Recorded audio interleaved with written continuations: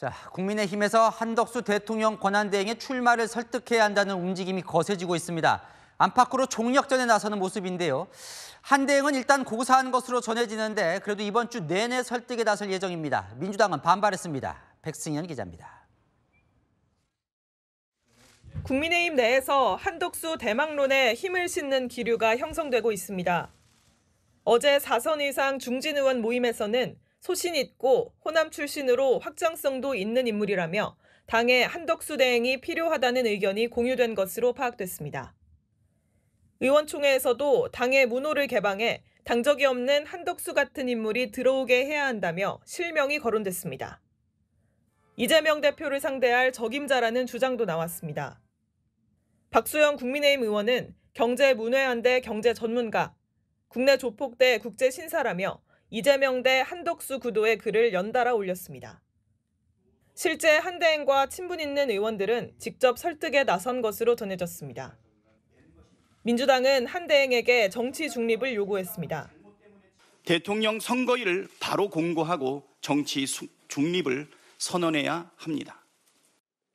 국민의힘 관계자는 한 대행이 아직까진 출마에 부정적인 것으로 알고 있다며 이번 주 내내 계속 설득해 볼 것이라고 말했습니다. 채널A 뉴스 백승현입니다.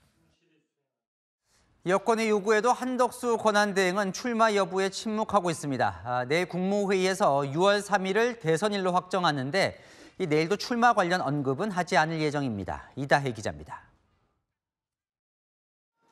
한덕수 대통령 권한대행은 어제에 이어 오늘도 공개 일정 없이 내부 회의만 주재했습니다. 여권에서 한 권한대행을 향한 대선 출마 요구가 거세지만 출마 여부에는 말을 아끼고 있습니다. 내일 열릴 국무회의에서도 대통령 선거일을 6월 3일로 정하는 안건만 확정할 예정입니다. 이 자리에서 불출마 선언을 포함해 대선 출마에 대한 어떠한 입장도 밝히지 않을 것으로 알려졌습니다. 8년 전 박근혜 전 대통령 파면 이후 비슷한 상황에 놓였던 황교안 당시 대통령 권한대행은 대선일을 확정하며 불출마 선언도 함께한 바 있습니다. 제가 대선에 출마하는 것은 적절하지 않다고 판단하였습니다. 총리실 관계자는 정치를 하던 사람이 아니고 평생 공직 생활을 하셨던 분이라며 따로 불출마 선언을 하는 것도 이상하다고 했습니다.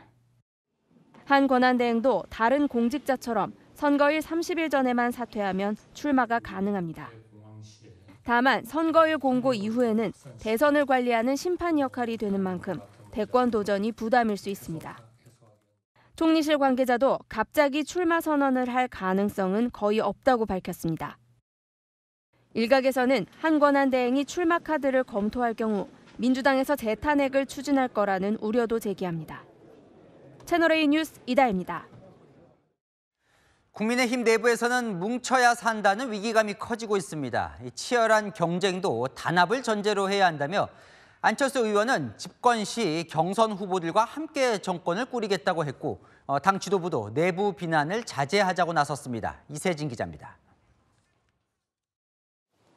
대선 출마를 공식화한 안철수 국민의힘 의원.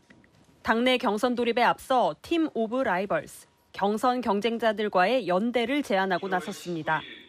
미국 링컨 대통령이 집권 후 경쟁자들을 강요로 임명한 사례에서 나온 용어로 집권 시 경선 후보들의 경쟁력을 살린 정부를 함께 꾸리겠다는 구상입니다. 찬탄파든 반탄파든 가리지 않고 함께 같이 힘을 모으자. 각 분야에 있는 전문성을 발휘를 해서 나중에 누가 대통령이 됐을 때 함께 그 정부가 성공할 수 있도록 자기 재능을 발휘해서 도우자. 안 의원은 이재명 대표 혼자 있는 민주당과 대비해 국민들에게 안정감을 줄 수 있는 방식이라고 주장했습니다. 당 지도부도 탄핵 찬반으로 갈라졌던 당의 단합을 강조하고 나섰습니다.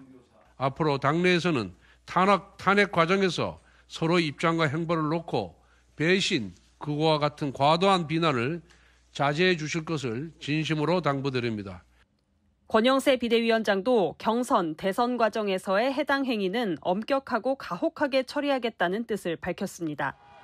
당의 분열을 바라지 않는 게 윤 전 대통령 뜻이라는 주장도 나왔습니다. 사실 대통령 주변에 신당 창당하는 사람 많습니다. 그러나 대통령 그런 말씀 배격하십니다. 대통령 파면 이후 치러지는 조기 대선의 어려움을 감안하면 당이 일단 뭉쳐야 한다는 기류가 강하게 작동하는 분위기입니다. 채널A 뉴스 이세진입니다.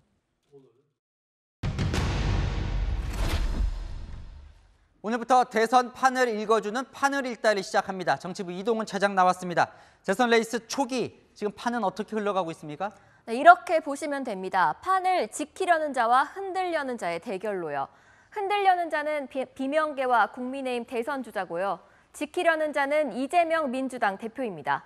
판을 흔들겠다고 들고 나온 첫 번째 수단이 개헌인 거죠. 그러니까 비명계와 국민의힘이 동시에 개헌으로 이 대표를 몰아붙이고 있어요. 네, 이 대표에게 유리한 판은 지금처럼 윤석열 대 이재명 구도가 이어지는 겁니다.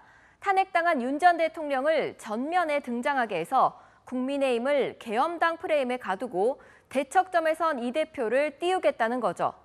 비명계와 국민의힘은 개헌으로 판 흔들기에 나섰습니다. 그래야 윤석열이 아닌 이재명 대 새로운 후보로 판이 바뀔 수 있기 때문이죠.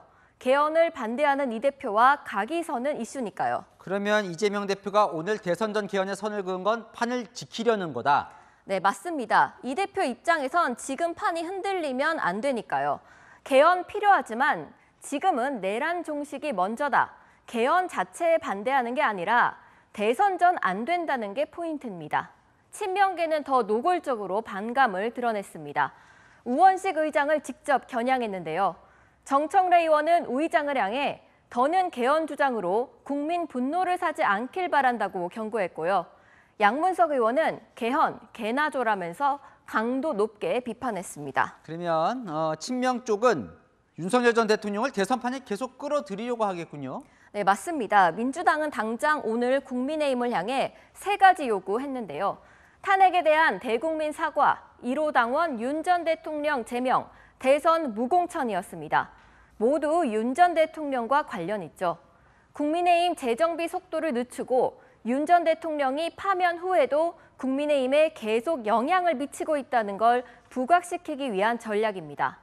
윤 전 대통령 부부의 공천 개입 의혹을 정조준한 명태균 게이트도 다시 들고 나왔는데요. 검찰은 윤 전 대통령과 김건희 여사를 즉시 소환해서 조사하라고 압박했습니다. 명태균 특검법 재의결도 조만간 추진할 전망입니다. 글쎄요, 국민의힘도 그런 전략을 알고 있을 것 같은데 그럼 어떻게 대처를 하려고 하나요? 네, 국민의힘 입장에선 윤 전 대통령이 최대한 보이지 않는 게 유리하다고 보고 있습니다. 하지만 윤 전 대통령 아직 승복 입장 명확히 되지 않고 있죠. 사라질 마음도 없어 보입니다. 탄핵 이후 지금까지 매일 메신저 통해서 지지층에게 하고 싶은 말 하고 있습니다.